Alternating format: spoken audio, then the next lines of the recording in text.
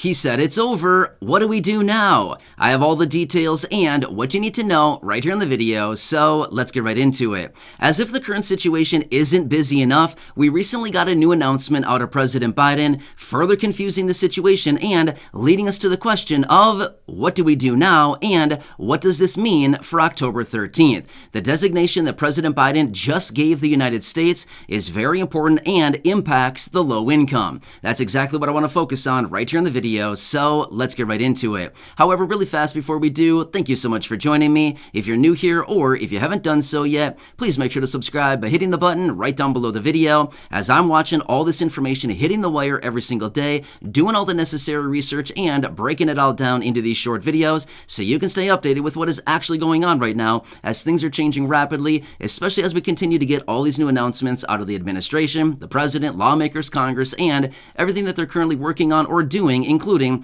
all the bills and packages, proposals and amendments, reform to very important fixed income benefits, and anything talking about money, checks, programs, stimulus checks, raises to benefits, anything else along these lines. Of course, I'm watching it all very closely. And of course, all of the other business hitting the wire every single day. It's a very busy time. Things are being announced literally every single day. But I'm here for you as your one and only daily advocate to help you out in any way that I can. And of course, bring you the latest updates and let you know how it's going to impact all of us going forward. So again, thanks so much for joining me. Please make sure to subscribe down below if you haven't done so yet. And let's get into it and talk about what President Biden just announced recently and what this means for all of us, especially the low income, and that very key date of October 13th. I want to talk you through all the details in this. All right, so here's what happened. A few days ago, President Biden was out in an interview and said, the pandemic is over.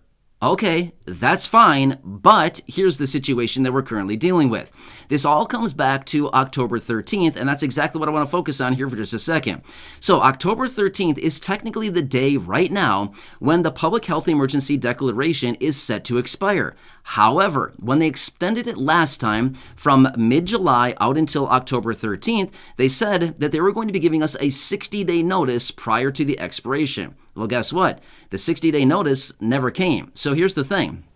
President Biden said that the pandemic is over. The whole reason that the public health emergency declaration is in place because the pandemic was still in place. So what we're finding now is that there's some contradicting information that's out there right now. The president said the pandemic is over. The public health emergency is likely going to be extended again because we never got this 60-day notice before it's going to expire. And then again, he's also calling on Congress to approve another $22 billion of COVID funding. So there's a lot of disconnects here. And again, I want to make it very clear. This is not political statements in any way, shape, or form. I'm not here taking political sides. I'm simply telling you this is the real situation that is playing out right now. In fact, if you've been watching my videos for any length of time, I don't take sides in my videos. I rip on both sides equally simply because it doesn't matter who you're talking about. They're simply not doing enough for the low income and the people who are struggling so incredibly badly right now. I feel like I don't really care who it is. They all need to step up and do their job because they are elected officials trying to serve us, or that's what they're there for, is to serve us. Are they serving us? They're serving us a whole lot of nothing, right? So anyway, I just want to make it very clear. I don't take political sides in my videos, but rather I'm just telling you the real situation that is actually happening. So here's the big confusing situation that's going on. The president said pandemic is over, but yet we're likely going to continue to see the public health emergency declaration extended. However, if it is not extended, this is going to be kind of problematic for a lot of low-income people. More on that in just a second. And then they're also calling on the additional $22 billion of basically COVID/pandemic funding. Again, does any of this make sense? On one hand, we're saying yes, no, maybe so. And on the other hand, we're saying yes, maybe, I don't really know what's going on. You know what I mean? So it doesn't really make sense with all of these different things that are coming out right now, all these announcements. It's contradicting. Nothing is really, connected, right? It's not very corollary, right? So as a result of that, let's quickly take a minute here and talk about October 13th and why this date is so important. Now, this is the day at the end of the day on October 13th, which again is not that far away, only a couple weeks away. We're going to be at October 13th. By the way, September is zipping right on by, right? Where did this month go, right? Anyway, this is going to be the day in which the Public Health Emergency Declaration is going to expire. Okay, what does it mean and why do we care? Here's why we care about it. Because the Public Health Emergency the Public Health Emergency Declaration has been in place since January of 2020. So we're pretty much pushing almost 3 years now since this declaration has been in place, right? Obviously, we're a few months shy of the 3-year mark, but we're getting kind of close, right? But as a result of that, this is what allows states and different programs, including the SNAP program, to send out the emergency allotment. In other words, the higher monthly benefit for millions of beneficiaries across about 20 states right now. So if you're located in one of the roughly 20 states right now that is sending out the emergency allotment, in other words, the minimum benefit of $95 every single month, again, in the event that the public health emergency is allowed to expire on October 13th, the end of the day, then guess what happens? Your SNAP benefits will drop back down to whatever they were whatever you'd be approved for, minus the emergency allotment. So in some instances, that might only be about $20 for some of you. That's going to be pretty hard, especially right now. If you're maybe getting, let's just say, for example, $100, give or take a few dollars. I'm just kind of rounding it just for easy mathematical purposes. I'm just simply saying, if some of you are getting, say, $100 per month on SNAP right now, let's be real, $100 is not going to cover the groceries for virtually anybody throughout the course of the entire month. But if you go from, say, $100 or whatever you're currently getting down to maybe, say, $20 or give or take a few dollars, that's not going to be a pretty picture, especially right now as we continue to see food inflation rising. In fact, we've been seeing food inflation going up anywhere between about 0.8%, 1%, even up to 1.3% every single month. In other words, the prices of food are still rising at a rate of about 1% a month. That's not a good situation. In fact, as of the last inflation report, food was up year over year 13.5%. That's not good, right? So the fact of the matter is, here's what it comes down to for food inflation. If you would rewind 1 year ago, for $100 that you'd buy at the grocery store, today you're now paying $113.50 for the exact same thing that you were buying a year ago for $100. That's what it means. That's a lot of inflation on food, which, by the way, this is not even taken into consideration shrink inflation. Have you experienced this? I know I certainly have. I was recently looking at a package of something and I thought, wow, this has gotten really small, right? So shrink inflation is basically what it is that what food manufacturers, or basically any manufacturers of a product, basically give you a smaller product or smaller volume of a product for the same price. For example, let me just give you one really quick example. And again, I know I'm getting a little bit off track here, but again, stick with me because this is also very interesting. So let me give you this really quick example. Let's just say a pack of granola bars, okay? So you get, say, 8 granola bars and they're 3-ounce bars. Say 2 years ago, you got an 8-pack box of 3-ounce granola bars for, say, $5. And again, I'm just making all this up to give an example.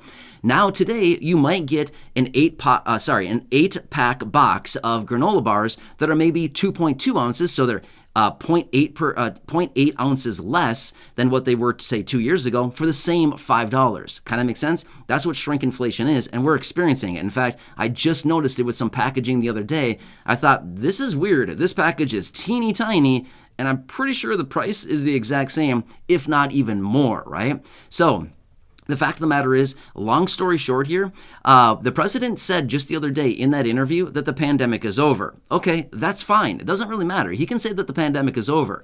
And again, it totally depends on what we're saying and, what everybody feels right now. But just to put it into context, as of right now, and again, the latest numbers that I saw as of about maybe 2 days ago or so, when I looked into this a little bit further, I found that as of right now in the United States is one of the leading countries when it comes to COVID deaths right now. In fact, over 400 people a day are passing away because of COVID. Okay, so again, I'm not really saying if the pandemic is really over or not. That's not my, that's not my authority to determine if it's over or not. But I don't know, seems kind of weird, right? But again, that's the fact of the matter. That is still what's happening as of right now. But then again, we need to watch October 13th very closely because this may spell the end of the public health emergency declaration. However, I want to say this much as well. I said this maybe a month and a half ago in a separate video. I'm not really sure when it was. It was maybe a month and a half ago or so. I do not anticipate this to expire. Even if they act like the pandemic is over, I don't really care. To me, the public health emergency declaration will not be allowed to expire. Why? It's only about 2.5, not even 3 weeks. It's about 3 weeks before the midterm elections.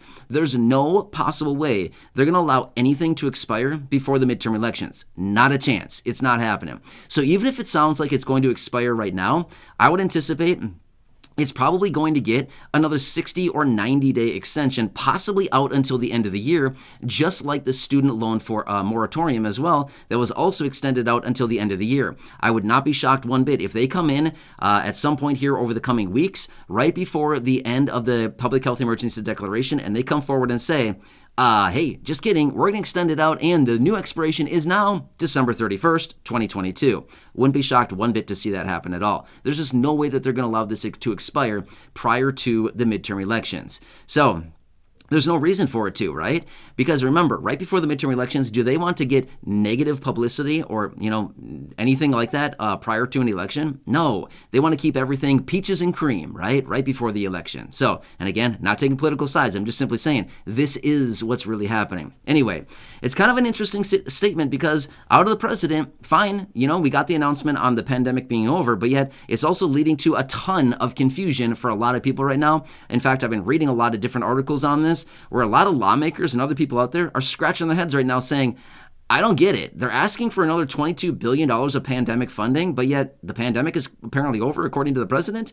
I'm confused, right? So that's what they're all saying. Anyway, I want to bring this to you, let you know what's going on here, the recent announcements out of the president, and what this would mean for the low income. Which, by the way, one more quick side note. In the event that the public health emergency declaration is allowed to expire, over the last almost 3 years now since it was put in place, we've increased the number of people on Medicaid, not Medicare, Medicaid, by millions and millions of people. In fact, there's just under 80 million people receiving Medicaid services right now. Well, unfortunately, when the public health emergency declaration is allowed to expire, they will need to go through and purge millions of people off of Medicaid. Again, I'm not hoping that this happens. I'm simply telling you, this is what's going to happen. In fact, the recent reports that I've seen, looks like they're going to need to purge about 5 million people off of Medicaid, possibly up to about 15 million people may be losing benefits from Medicaid when that public health emergency declaration expires. And again, I don't want to instill fear in anybody. I'm simply telling you, this is what's going on, and this is the magnitude behind the public health emergency declaration, even though it sounds like a bunch of big fancy words and don't really know what it means. But at the end of the day, this is what it means. It's going to be very detrimental for a lot of low-income people. Anyway, I'm here for you in any way that I possibly can be. Even though Congress is doing absolutely nothing for you, I am, and that's my dedication and my commitment to you in this community. I'll continue to be here for you, right by your side every single day, no matter what. So please make sure to subscribe down below if you haven't done so yet. Share the video with your friends, family, social media, and go back and check out any of the other thousands and thousands of videos here on the channel. Until next time, have a good one. Enjoy your day, and I appreciate you watching this. Have a good day.